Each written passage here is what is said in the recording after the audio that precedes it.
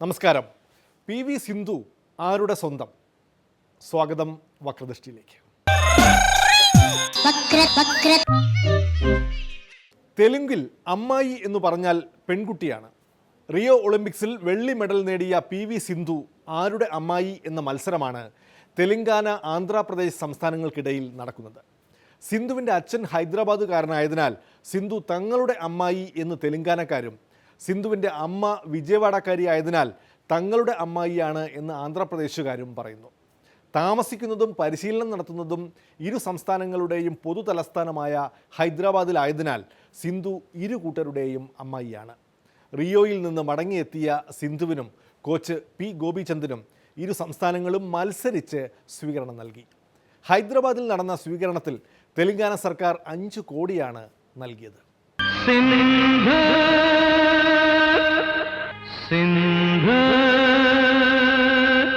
ആ കൊച്ചു തമ്പി, നീ വെറുതെ ബോട്ട് കടവിൽ നിന്ന് പടിഞ്ഞാറൻ കാറ്റ് കൊള്ളണ്ട. അവള് പാലത്തറയിലേക്കാ വരാൻ പോണത്. നീ വീട്ടിലേക്ക് പോടാ. പാലുണ്ണി, അവള് മാടശ്ശേരിയിലേക്കാ വരാൻ പോണത്. അവളെ നോക്കിയാ നിക്കണെങ്കില് നീ വെറുതെ നിന്ന് വളിക്കത്തേ ഉള്ളൂ. പാലുണ്ണി വളിച്ച മോരുണ്ണി എന്ന് കേട്ടിട്ടുണ്ടോ?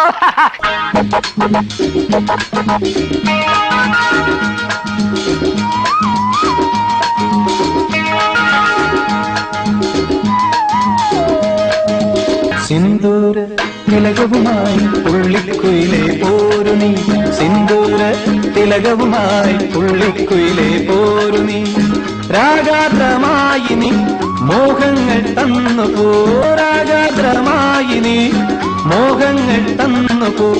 പദപ പദപ പദ പദ സരി സദപ, പദപ പദപ പദ പദ സരി സദപ, പദ സദ സരി സരി മരി മരി സദപ. സിന്ദൂര തിലകവുമായി പുള്ളിക്കുയിലെ പോരു നീ. തെലങ്കാനയെ വെല്ലുന്ന സ്വീകരണം സിന്ധുവിന് ആന്ധ്ര സർക്കാർ വിജയവാഡയിൽ വെച്ച് നൽകി. 3 കോടി രൂപയും നൽകി. ആന്ധ്രാപ്രദേശ് 3 കോടി പ്രഖ്യാപിച്ചതോടെയാണ് ആദ്യം 2 കോടി പ്രഖ്യാപിച്ച തെലങ്കാന സമ്മാനത്തുക 5ലേക്ക് ഉയർത്തിയത്. സമ്മാനത്തുകയിലെ മത്സരമൊക്കെ കൊള്ളാം, പക്ഷേ സ്വീകരണ മത്സരത്തിൽ സിന്ധുവും ഗോപിചന്ദും തന്നെ വെയിൽ കൊള്ളണ്ടേ? ബാഡ്മിൻ്റൺ ഫൈനലിൽ ലോക 1-ാം നമ്പർ താരത്തോട് കളിച്ചിട്ടും വിയർക്കാത്ത സിന്ധുവിന് പക്ഷേ വിജയവാഡയിൽ ആന്ധ്ര മുഖ്യമന്ത്രി ചന്ദ്രബാബു നായിഡുവിനോട് ഷട്ടിൽ കളിച്ച് വിയർക്കേണ്ടിയും വന്നു.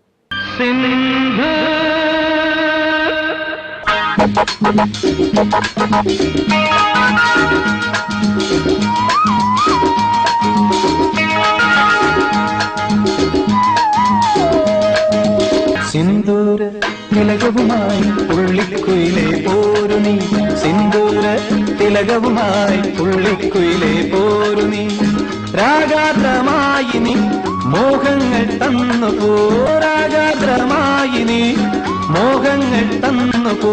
പദപ പദപ പദ പദ സരി സദപ, പദപ പദപ പദ പദ സരി സദപ, പദ സദ സരി സരി മരി മരി സദപ. സിന്ദൂര തിലകവുമായി പുള്ളിക്കുയിലെ പോരു നീ.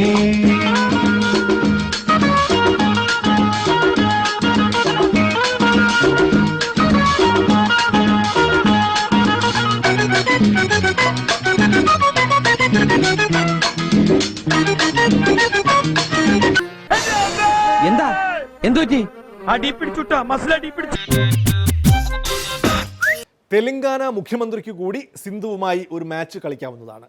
ഷട്ടിൽ കോക്ക് പോലെ ഇരു സംസ്ഥാനങ്ങളിലെയും സ്വീകരണ സമ്മേളനങ്ങളിലേക്ക് സിന്ധു അങ്ങോട്ടും ഇങ്ങോട്ടും പായിക്കപ്പെടുന്നതായാണ് റിപ്പോർട്ട്. എന്തായാലും ആന്ധ്ര വിഭജിക്കപ്പെട്ടത് സിന്ധുവിന് ലാഭകരമായി. മൊത്തം 8 കോടി. ഡൽഹി സർക്കാരിൻ്റെ വക 2 കോടിയും കിട്ടി. ഹരിയാനക്കാരി സാക്ഷി മാലിക്കിന് ഹരിയാനയുടെ 2.5 കോടി മാത്രം. ശബരിമല ശാസ്താവിനു മേലുള്ള നിയന്ത്രണ അധികാരം സർക്കാരിനോ തിരുവിതാംകൂർ ദേവസ്വം ബോർഡ് പ്രസിഡന്റിനോ എന്ന നിലയിലുള്ള തർക്കമാണോ നടക്കുന്നത് എന്ന് തോന്നും ഇപ്പോഴുള്ള വാദകോലാഹലങ്ങൾ കണ്ടാൽ.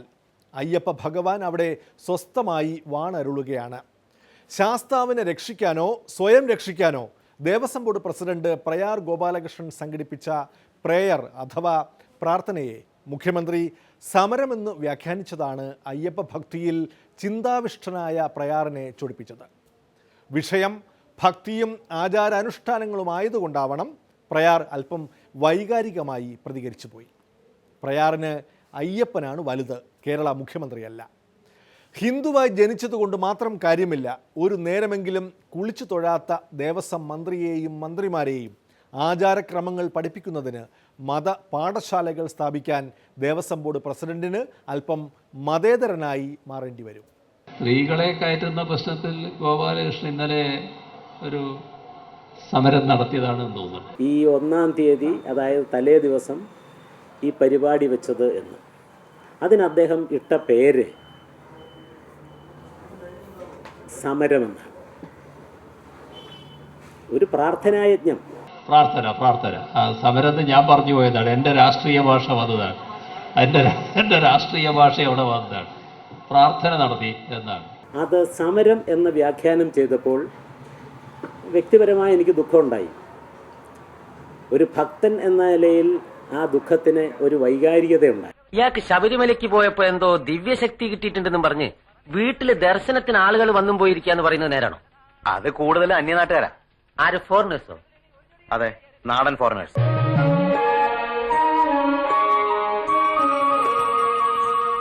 മുഖ്യമന്ത്രിയുമായി ഏറ്റുമുട്ടി എന്ന് പറയുമ്പോൾ വാർത്താ പ്രാധാന്യമുള്ള ഒരാളായിട്ട് താൻ മാറുമെന്ന ഒരു മിഥ്യാബോധത്തിൽ നിന്നും ശ്രീ പ്രയാർ ഗോപാലകൃഷ്ണൻ സൃഷ്ടിച്ച അനാവശ്യ വിവാദമാണ് അവിടെ ഉണ്ടായത്. എനിക്ക് കൂടി വന്നാൽ നഷ്ടപ്പെടുന്നത് ദേവസ്വം ബോർഡ് പ്രസിഡന്റ് സ്ഥാനമായിരിക്കും. ഞാൻ കേരള ജനങ്ങളുടെ മുന്നിലുണ്ടാക്കിയ ഒരു ഇമേജ് ഉണ്ടല്ലോ, ഒരു വ്യക്തിത്വം, അത് സൂക്ഷിക്കേണ്ടത് അതിനുമപ്പുറമുള്ള എൻ്റെ കടമയാണ്, ബാധ്യതയാണ്. ഈ 1-ാം തീയതി നട തുറക്കുന്ന ദിവസം നമ്മുടെ തിരുവിതാംകൂർ ദേവസ്വം ബോർഡിൻ്റെ പ്രസിഡന്റ് എന്നുള്ള അധികാരം ഉപയോഗിച്ച് കുറച്ച് ആളുകളെയും കൂട്ടി അവിടെ രാവിലെ മുതൽ വൈകുന്നേരം വരെ അദ്ദേഹം ഇരുന്ന ഉപവാസ യജ്ഞ നാടകമെന്ന് പറയുന്നത് സമരം തന്നെയായിരുന്നു.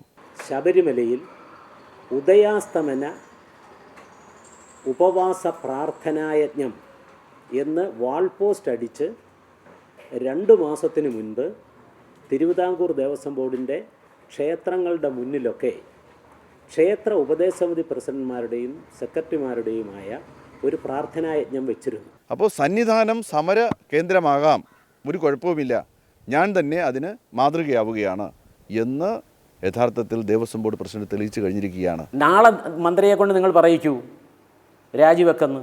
എനിക്ക് രാജിവെക്കാൻ മടിയൊന്നുമില്ല. പക്ഷേ എനിക്ക് എന്നെ ചുമതലപ്പെടുത്തിയ എൻ്റെ പാർട്ടി ഉണ്ടല്ലോ, എൻ്റെ നേതാക്കന്മാരുണ്ടല്ലോ, അവരുടെ അനുവാദം വാങ്ങണമെന്ന് മാത്രമേ ഉള്ളൂ. ആ കുറ്റബോധമായിരിക്കാം രാജി എന്ന അദ്ദേഹത്തിൻ്റെ മനസ്സിൻ്റെ അടിത്തട്ടിൽ നിന്ന് വരുന്നതായിട്ടുള്ള ഈ സംഗതിയുടെ കാരണം.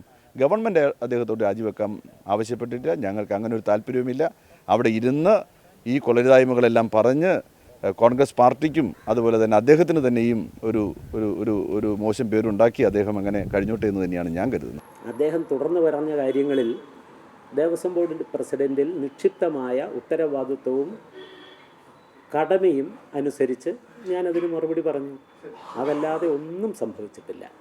വളരെ അപക്വമായി ധാർഷ്ട്യത്തോടു കൂടി ബഹുമാനപ്പെട്ട സംസ്ഥാനത്തിൻ്റെ മുഖ്യമന്ത്രിയാണ് ഈ നിർദ്ദേശം വെച്ചത് എന്ന ചിന്ത പോലും ഇല്ലാതെ ആക്രോശിക്കുകയായിരുന്നു. യഥാർത്ഥത്തിൽ ഒരു വികാര പ്രകടനം നടത്തി, പ്രകടനമായിരുന്നു യഥാർത്ഥത്തിൽ. അത് സാധാരണ വെളിവുള്ള ആരും ചെയ്യുന്ന പ്രവൃത്തിയല്ല ചെയ്തത്. പിന്നെ മര്യാദ കെട്ട അഭിപ്രായം എന്ന് മന്ത്രി പറഞ്ഞെങ്കിൽ ഞാനത് കേട്ടില്ല.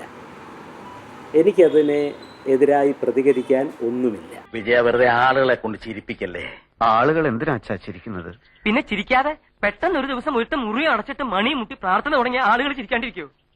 എന്റെ ഉള്ളിലെ നിർവൃതി ആളുകൾ അറിയുന്നില്ലല്ലോ. ഈ ലൗകിക ജീവിതം ആകെ കുലുമാലാണച്ച. ദൈവഭക്തി നല്ല കാര്യമല്ലെന്ന് ആരും പറയുന്നില്ല. പക്ഷെ ഇതുപോലെ 24 മണിക്കൂറും ഭക്തിയും കൊണ്ട് നടക്കേണ്ട കാര്യം എന്താ? ഞാനൊരു പാർട്ട് ടൈം ഭക്തനായ മതി എന്നാണോ? പാർട്ട് ടൈമായി അയ്യപ്പനെ സേവിക്കാനല്ല പ്രയാർ ഗോപാലകൃഷ്ണൻ ദേവസ്വം ബോർഡ് പ്രസിഡന്റ് സ്ഥാനം പാർട്ടിയോട് ചോദിച്ചു വാങ്ങിയത്. അതുകൊണ്ട് തന്നെ കാറും പത്രാസും പോയാലും പ്രയാർ വെറും ഭക്തനായി ശബരിമലയിൽ തന്നെ ഉണ്ടാകും. പ്രസിഡന്റിൻ്റെ ടേം കഴിഞ്ഞാൽ പ്രയാറിനെ പ്രതി കോൺഗ്രസ് പാർട്ടി ചില പദവികളുമായി എന്തെല്ലാം പദ്ധതികൾ ഇട്ടിരുന്നു. പക്ഷേ ഭക്തി മാർഗത്തിൽ നിന്ന് പ്രയാറിനെ വ്യതിചലിപ്പിക്കാൻ VM സുധീരന് പോലും ഇനി കഴിയുമെന്ന് തോന്നുന്നില്ല. ശബരിമലയിലെ സ്ത്രീ പ്രവേശന വിഷയത്തിൽ അഭിപ്രായം പറയേണ്ടത് തന്ത്രിയോ മന്ത്രിയോ, തർക്കം മുറുകുകയാണ്. ആചാര്യൻ കുമ്മനവും തർക്കത്തിൽ പങ്കുചേരുന്നു. ഓരോ സ്ഥലങ്ങളിലും ഓരോ വിധത്തിലുള്ള ആചാരങ്ങളുണ്ട്. ആചാരക്രമങ്ങൾ ചിട്ടപ്പെടുത്തിയിരിക്കുന്നതും ഒരു സങ്കല്പത്തിന്റെയും വിശ്വാസത്തിന്റെയും അടിസ്ഥാനത്തിലാണ്. ആ വിശ്വാസവും സങ്കല്പവും വെച്ച് പുലർത്താനുള്ള സ്വാതന്ത്ര്യം എല്ലാ മതസ്ഥർക്കുമുണ്ട്. ശ്രീ കുമ്മനം അദ്ദേഹം BJP എന്ന് പറയുന്ന ഒരു രാഷ്ട്രീയ പാർട്ടിയുടെ പ്രസിഡന്റ് അല്ലേ? അതിനപ്പുറം വേറെന്താ? ക്ഷേത്രാരാധനയെ സംബന്ധിച്ചും താന്ത്രിക വിധികളെ സംബന്ധിച്ചും ഒക്കെ പറയാനായിട്ട് എന്നെപ്പോലുള്ള അർഹത മാത്രമേ അദ്ദേഹത്തിനുള്ളൂ. കണ്ണൂരിൽ ഒരു പാർട്ടി ഓഫീസിൽ കുറച്ച് ദളിത് സ്ത്രീകൾ, പട്ടികജാതി വിഭാഗത്തിൽപ്പെട്ട സ്ത്രീകൾ, പെൺകുട്ടികൾ, യുവതികൾ പ്രവേശിച്ചതിന്റെ പേരിലാണ് അവരെ നിർദ്ദയം മർദ്ദിച്ചത്. പാർട്ടി ഓഫീസിൽ പോലും സ്ത്രീകൾക്ക് കയറാൻ പാടില്ല എന്ന് പറയുന്ന പാർട്ടിയുടെ നേതാവ് ശബരിമല ക്ഷേത്രത്തിൽ സ്ത്രീകൾക്ക് പ്രവേശിപ്പിക്കാൻ അനുവദിച്ചാൽ ആകാശം ഇടിഞ്ഞു വീഴുമോ എന്ന് ചോദിക്കുന്നതിൽ എന്തർത്ഥമാണല്ലോ? ഒരു ക്ഷേത്രത്തിൽ ആരാധന എങ്ങനെ നടക്കണം എന്ന് തീരുമാനിക്കുന്നത് പാർട്ടി സെക്രട്ടറിയാണ്. ഒരു ക്ഷേത്രത്തിൽ തലമുറകളോളമായി നടന്നു വരുന്ന ഒരു ആരാധനാക്രമമുണ്ട്. ആ ആരാധനാക്രമം സംബന്ധിച്ച തീരുമാനമെടുക്കേണ്ടത് ആചാരത്തിൽ വിശ്വാസമുള്ളവരും ആചരിക്കുന്നവരുമാണ്. ആ ക്ഷേത്രത്തിൽ എത്തുന്ന ഭക്തജനങ്ങളാണ്. അവർക്കാണ് അതിനുള്ള സ്വാതന്ത്ര്യം, അധികാരം. ആ സ്വാതന്ത്ര്യവും അധികാരവും വകവെക്കാതെ ഏകപക്ഷീയമായി ഹിന്ദു സമൂഹത്തിന്റെ മേൽ അടിച്ചേൽപ്പിക്കുന്ന ഈ കോടിയേരി ബാലകൃഷ്ണന്റെ തന്ത്രം അത് മതപരമായ ഭീകരതയാണ്. കോടിയേരി ബാലകൃഷ്ണൻ ശബരിമലയിൽ സ്ത്രീ പ്രവേശനത്തെക്കുറിച്ച് പറഞ്ഞാൽ അങ്ങനെ പറയാൻ വേണ്ടി പാടില്ല എന്ന് പറയാൻ ഈ കുമ്മനത്തിന് എന്ത് കാര്യം? സ്ത്രീകൾക്ക് പ്രവേശനം പാടില്ല എന്ന് കുമ്മനം പറയുമ്പോൾ ലിംഗസമത്വത്തിന് വേണ്ടി നിലനിൽക്കുന്ന ഒരു രാഷ്ട്രീയ പാർട്ടി എന്നുള്ള നിലയിൽ സ്ത്രീ പ്രവേശനത്തിന് വേണ്ടിയിട്ടുള്ള അഭിപ്രായം പറയാൻ കോടിയേരിക്ക് ബാധ്യതയുണ്ട്. അദ്ദേഹം പറയും. വക്രദൃഷ്ടിയിൽ ഇടവേളയാണ്. ഇനി അമ്മ ശരണം. അയ്യപ്പന്റെ അമ്മ മായയാണ്. അയ്യപ്പൻ താവഴി വെച്ച് നോക്കുകയാണെങ്കിൽ തമിഴ് വംശജനാണ്. കാർത്തിക മുതൽ നാള് സാമിയം മാല പോട്ട മകിഴ്വോട്